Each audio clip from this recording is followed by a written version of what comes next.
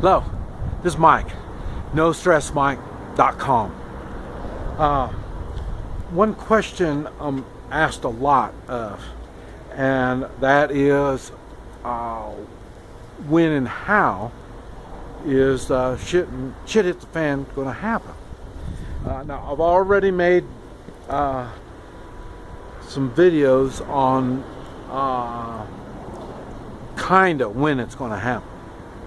And that's going to be this year, 2016. And now, the reason I say that, I mean, for you, I mean, most people, there won't be no doubt about it. For me, I realized it's already here. I say I'm 66 years old. I know what true America really is supposed to be, and I was expecting for it to get full-blown shit at the fan is going to happen after I die. So in other words, I was expecting a few more years from now. What's happened? And like I say, I moved out of the United States 12 years ago. So, I mean, I knew it was there. I'm shocked that people have been allowing all this to happen so much. And what people don't realize, there's that saying, give up your liberty for some security. You guys have really been giving it up. You've allowed the government to scare you so bad, and they've done it through the media, they've done it through movies, they've done it through laws and regulations. That's why it's got to this point. I mean, for you, we the people, to think our police are to have military weapons, military gear, and you think that's normal, whoa, your mindset is really screwed up. So, and I've been in combat conditions multiple times. I know what it's like to be prepared to do force. You can only do that, stay prepared to use force for only a certain amount of time. You can't continue to do like that. It's too stressful for everything. Everybody's on high alert. Everybody's ready to do their thing. They're ready to pounce. But you can't just stay that for a long period of time. Like a cat. The cat's going to go jump on the mouse. Well, the cat's not going to stay like that for 2 or 3 days. The cat gets ready to pounce, and then it pounces. And that's what's been going on in the United States. They've set up laws. They've got all kinds of stuff going on. And they haven't implemented it yet, but they've got it all set up. They've been making executive orders for years and years that we don't know nothing about yet. So they're ready to suspend the Constitution. They can't do anything until they suspend the Constitution. So that's what they're getting everything ready to do that. Now, how and when? I've already told you, it's going to be this year. The lot of the policemen, the good policemen, the ones that really believe that they swore the oath to the Constitution and not to the leadership, not to the temporary leadership that they're under now, but the Constitution. Those people they're even looking around and they're questioning what they're doing. They're questioning the equipment that they have. They're questioning the tactics they've been practicing, they've been using. They know it's not right. And for this to continue on, they're going to break ranks. That's another reason why they have to implement all this stuff here pretty soon. Now, and it's the same thing with the military. That's why you've seen so many people been getting out of the military in the past few years. They've got a stomach full of this is bad stuff. And so it's coming to the head. Now, what they want, you're going to be seeing the government push and push more and more all the time. And they really don't need much of an excuse to implement martial law and suspend the U.S. Constitution. They will make the situation happen. I mean, that's happened all through history, not only in the United States, but any country. They make things happen. So when they feel they are totally ready, they will go on and do their thing. Now, for you personally, how are you going to know shit hits the fan? All right.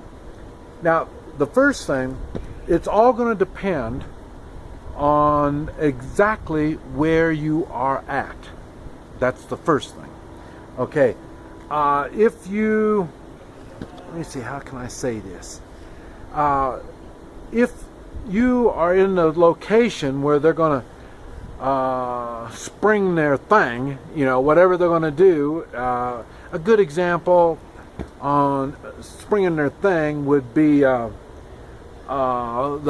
Oregon thing, the Bundy Ranch these kind of situations. If those situations instantly start firing up when you heard the first shot, when that happens, that's what's going to be. And that's going to be the shot heard around the world. Just like we've had before, it's going to happen again. And that's going to be the start. Now, so at that point, wherever that's going to be, it could be a SWAT team in a city somewhere that hit the wrong house in the wrong neighborhood. And that neighborhood is not militia people. I can tell you that. Militia people don't jump like that. Militia people keep their shit together. So it's going to be people that have hatred in them. And the same thing, when like the Oregon and Bundy Ranch stuff, those people, yes, they're malicious, but in time, they're there, let me see, for a hatred of what the government is doing. And it starts eating them more and more. And the government people that are there, they've got a hatred for the people. So, I mean, they really look at us as animals, and they're the zookeepers. So it's not going to take much for them. Like I say, the good ones aren't going along with this crap. They're not into this stuff. So the good law enforcement and this type, those people, no. So it's going to be started with hate, and at that particular time and spot is when it's going to happen. A raid that went wrong, something like that. It's going to start like the King, crazy crap from King in L.A. It's going to be something like that. So that particular city is going to, or not L.A., but I mean, whatever particular city, something's going to spark it. Well, it'll start. I mean, they'll start fires, and they're going to be rioting. It's going to be all kinds of stuff. Now, from that, they tried to do it in St. Louis. I think it was last year when they did a thing like that. They tried to make a big, and it's funny because they're trying to make a racial thing. See, so it doesn't make any difference. They're going to look for something to make it go. And like I say, either the land, property rights, racial, um, I don't know, anything. It doesn't make any difference. They'll use anything to get this thing going.